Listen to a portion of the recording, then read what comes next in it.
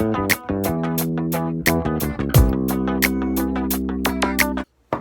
like the way you flounce, I like the way, I like the way.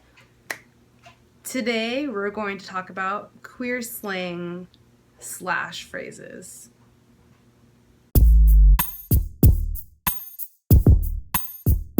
Pillow princess, which I think Jackie can talk about. A pillow princess is someone who just sprawls out on the pillows and just expects to be treated like a princess. Gets all the pleasure. Mm-hmm. You know, I feel like sometimes pillow princesses get a bad rap.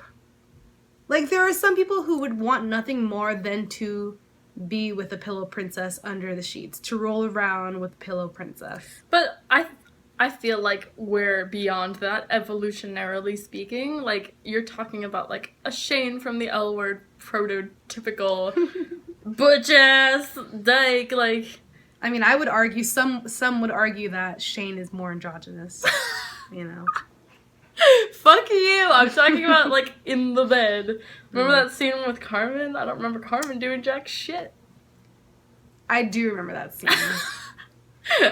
How could we forget? How can we forget? I don't think being a pillow princess is anything to be ashamed of. I wonder why that is. I can tell you I don't speak from experience, but I think if that's how you derive pleasure during sex, is just kind of being on the receiving end, then as long as your partner is okay with that, then be and let be. The other day I said that I was Bernie in the streets and Hillary in the sheets. To who? Who did you say that to? I mean, I bet the viewers want to know what are we when it comes to being a pillow princess? I'll never tell. I'll tell you later.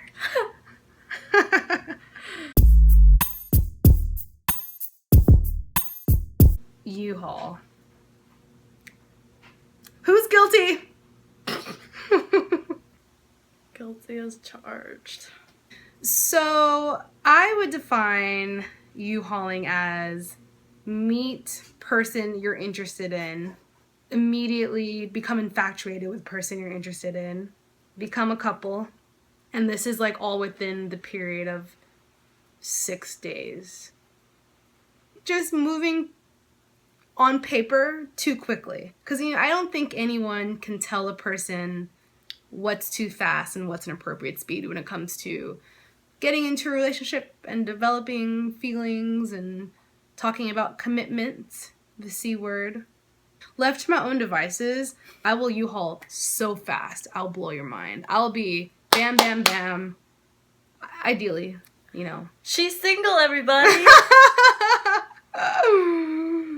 But am I single?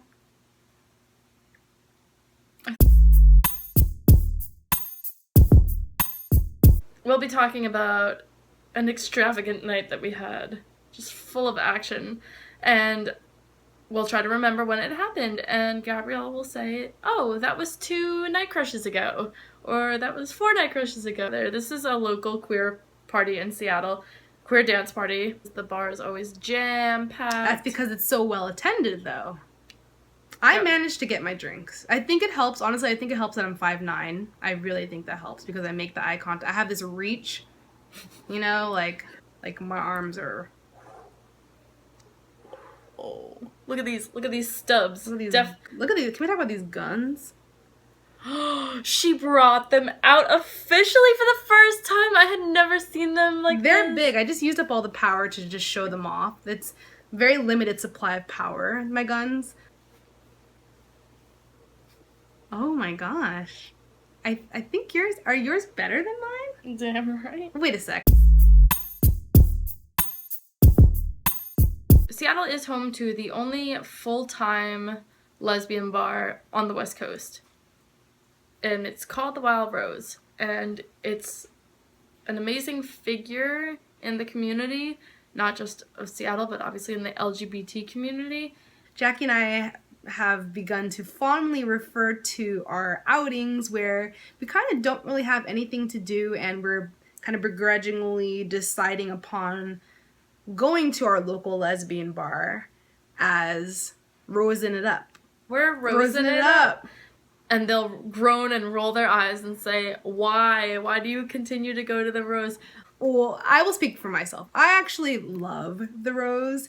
I just love the fact that it's the only place I can go to creep.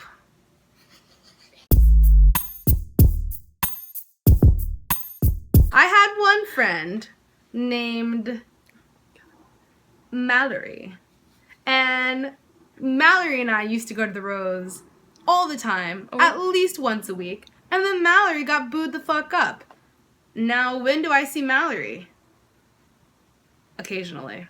So you find a mate and then you just don't have a reason to go out and drink Hang and with dance. your friends anymore. When you're booed the fuck up, we don't see you. So we have a friend, her name is Gwen, and she has thought of the most perfect way to initiate conversations on Tinder.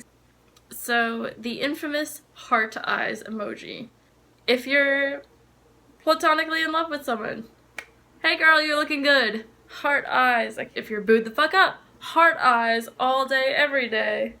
The heart eyes emoji is no longer known to us as heart eyes, but rather it's known as Tinder eyes. Tinder eyes. So when you see someone at the club, the next step is always making Tinder eyes at them. So you may have noticed that some of these phrases are well known in the queer community, and some of them probably have you shaking your head and being like, what the hell? That's okay, because a lot of these phrases we made up.